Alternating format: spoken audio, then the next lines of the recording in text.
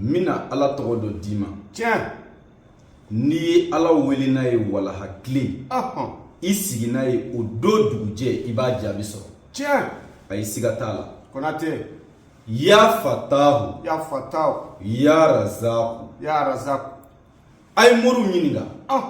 Mina nin kɔdi dɔ de d'i ma. A wala wala. Bilahi n'i y'a kɛ sini walaha tile sinikɛnɛ dugujɛ tile ti bi abada fo ala k'a jaabi d'i ma. A belebele. N'i kamana gannen don wariko la gɛlɛya dɔ de bi e kan tɔɔrɔ dɔ de bi e kan n terikɛ ala kama taa nin kɔrɔbɔ. A belebele. Wallahi n'i ye nin kɛ i b'a ye. Konate. Ni ala ye sini dugu ɲuman jɛ walaha tile wala wala e ka seliji ta dɔrɔn i ka arakan 2 di ala ma. I bɛ kɔlɔsi ta i b'a wurudi ya fatahu ya razaku. I b'a wurudi siɲɛ 300 ani siɲɛ 13. N'i tilala wurudi la e ka woro jɛma den 11 san. I ka t'o saraka musokɔrɔba dɔ la ou bien cɛkɔrɔba dɔ la. Wala wala. E k'i sigi k'o don dugujɛ kɔnɔ k'a lajɛ. Konate. I ye min ɲini ala fɛ wallahi o don dugujɛ tile ti bi abada ala b'a k'i ye. Konate ye nin di aw ma ala kama a y'a partager. Ni e tɛ ma tɛ nin f'an ye. Bilahi n'i ye nin kɛ a bɛ kɛ. Konate. Ala tɔgɔ ye wulibali de ye dɛ. Kosɛbɛ. Maalankolow ani zow ni namaratɔw mori galontigilaw mori kuma filafɔlaw olu de ye mɔgɔw mako sa. Kosɛbɛ. N'o tɛ ala tɔgɔ kan jɔnni bɛ ɲɔgɔn sɔsɔ o la. K'o ti sababu ye wa? Ni sababu tɛ dɔ bɛ lɔmanye dɔ ta n'i y'o ta i ngɔnɔ bi fara. Ala ye mɔgɔw kusaya ɲɔgɔn ye. Bilahi.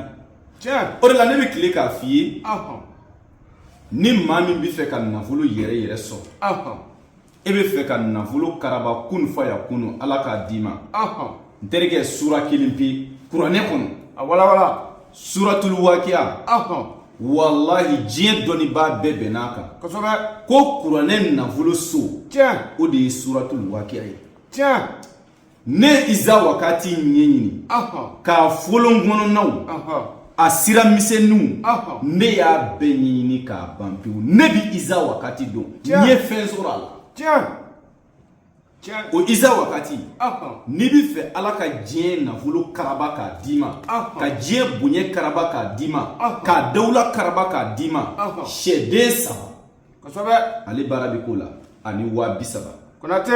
Mais n'a y'i ja i ka wari kilancɛ 15,000 sara fɔlɔ ani ka sɛden 3 sɔngɔ.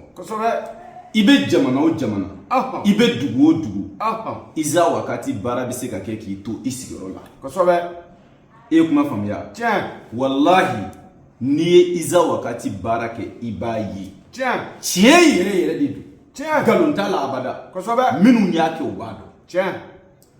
N'i mago bɛ Konate la weleli kɛ an ka téléphone numéro la o ye +223 72 24 02 98. Nin ye Konate ka numéro de ye. Donc n'i ye n wele nin numéro in na dɔrɔn i ni Konate bɛ ɲɔgɔn sɔrɔ. I ye kuma faamuya.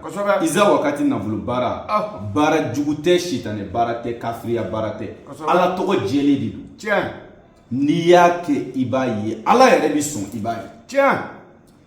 N bɛ dugawu kɛ bɛɛ ye c'est à dire diɲɛlatigɛ ye sababu de ye dɔrɔn. Adamaden ka n'i sigi k'i bolo 2 da i sen kan k'u ye n dabali u ye n ta cɛ n t'i don da la bilen wuli i k'a ɲɛɲini. Minnu ye baara jugu k'i la olu y'a ɲɛɲini o. I yɛrɛ ka wuli k'i ka ko ɲɛɲini. O tɛ wulibali ye. O la Konate bɛ dugawu kɛ bɛɛ ye ka dugawu ɲini bɛɛ fɛ. An b'a fɔ ala k'an sago k'an ye.